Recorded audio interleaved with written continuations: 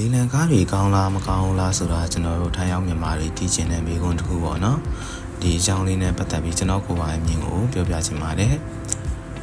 ဒီအကြောင်းလေးမပြောခင်မှာကျွန်တော်အရင်ဆုံးမိတ်ဆက်ချင်ပါတယ်ခင်ဗျာကျွန်တော်က Xiao H Auto Founder ကိုကျော်လာဟင်ဖြစ်ပါတယ်ခင်ဗျာ Xiao ပေါလို့လည်းခေါ်ကြပါတယ်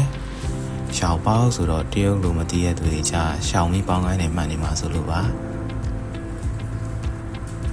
အဲ့ဒါဆိုလေလံကားအကြောင်းလေးစလိုက်ကြအောင်ပါဗျာလေလံကားကိုဝယ်ရတော့မယ်ဆိုရင်ကျွန်တော်တို့ကိုယ်တိုင်းသိချာအရင်ဆုံးလေ့လာကြည့်သင့်ပါတယ်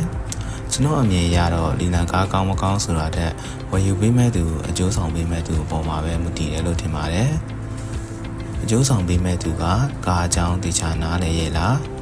ကားတစ်စီးလုံးကိုသိချာစစ်ဆေးပြီးရှေးနောက်ဘေးပင်ညာအထိုက်ခိုင်ရှိမရှိအင်ဂျင်ကောင်းမကောင်းအော်စေးမှန်ရလားအတွင်းကန်တန်ရလားအဲကွန်ကောင်းလားကြီးရချင်းရတာအစဉ်ပြေလားမပြေဘူးလားကီလိုမန်လားတာယာဒိတ်ချမ်းမချမ်းအစားတဖြင့်အသေးစိတ်စစ်ဆေးပြီးဘာတွေပြင်စရာရှိမလဲဆိုတာနဲ့ပြင်မယ်ဆိုရင်ကုန်ချမဲ့ဈေးတွေထိပါတေချာနားလည်ပြီးစားရစားတဲ့ကိစ္စတွေကိုပါတေချာစစ်ဆေးပေးနိုင်ရင်လေလံကနေလည်းကုန်ချစိတ်သက်သာပြီးတကယ်ကောင်းမွန်တဲ့ကားတွေကိုရနိုင်ပါတယ်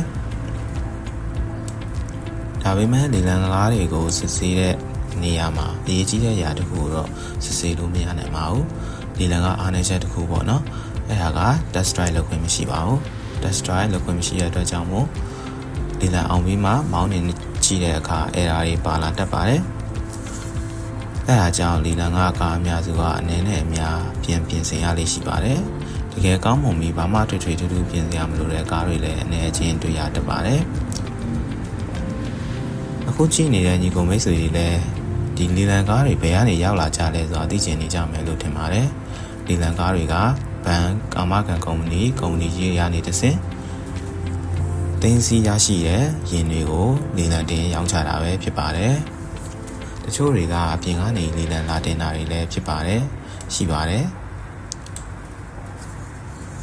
နောက်ထပ်အနေနဲ့လေလံကားတွေရဲ့အားသာချက်အားနည်းချက်တွေကိုပြောပြပေးပါမယ်အားသာချက်တွေကတော့အပြင်ဈေးကထပ်ပိုပြီးဈေးသက်သာတယ်မော်ဒယ်မြင့်ကားတွေကိုဈေးချိုချိုနဲ့ရနိုင်ပြီးစာတမ်းမှန်ကန်ဆုံးနေတယ်ဆိုရင် ownership transfer လုပ်ရတာလွယ်ကူပါတယ်ကိုယ်တိုင်ကားပြင်ဆိုင်တွေမှာတေချာစစ်ဆေးပြီးပြင်နိုင်ရင်ဝယ်ရတာအရင်တန်ပါတယ်အားနည်းချက်တွေကတော့ engine gear စသဖြင့်ပြဿနာရှိနိုင်ပြီးtest drive မရတဲ့အပြင်ရင်ရဲ့လက်ရှိအခြေအနေကိုပဲရောင်းတာဖြစ်တဲ့အတွက်ဝယ်ပြီးပြဿနာပေါ်လာရင်ကိုယ်တာဝန်တာဖြစ်တယ်ဆိုတာပါ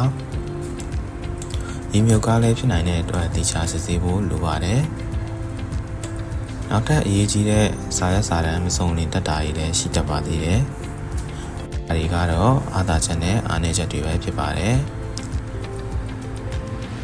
အဲ့ဒါဆိုလေလံကားကိုဘယ်လိုလူတွေဝယ်တင်လဲမဝယ်တင်လဲဆိုတာပြောပြပေးပါမယ်ကားအကြောင်းနားလေသူပြုပြင်ဖို့ဘတ်ဂျက်ထားနိုင်တဲ့သူကိုယ်တိုင်သုံးဖို့အတွက်ဆိုရင်ကျွမ်းကျင်သူနဲ့တိုင်ပင်ပြီးတော့လေလံဆွဲနိုင်ပါတယ်မဝယ်တင်တဲ့သူတွေကြတော့ကားအကြောင်းကိုသိချာမသိရသူဝယ်ပြီးချက်ချင်းစီးချင်တဲ့သူပြုပြင်စေရိတ်အသုံးချင်တဲ့သူတွေအတွက်လေလံကားတွေမဝယ်တင်ပါဘူးဗျာအချင်းချင်းအနေနဲ့ဆိုရင်လေလံကားဆိုတာဈေးသက်သာပေမဲ့တေချာမစစ်ဆေးဘူးဆိုရင်အန္တရာယ်ရှိနိုင်ပါတယ်တေချာသိရှိပြီးဝယ်နိုင်ရင်ဝယ်ရတာတန်ပြီးမသိပဲဝယ်မိလိုက်ရင်ကောင်းကိုက်စရာတွေဖြစ်လာနိုင်ပါတယ်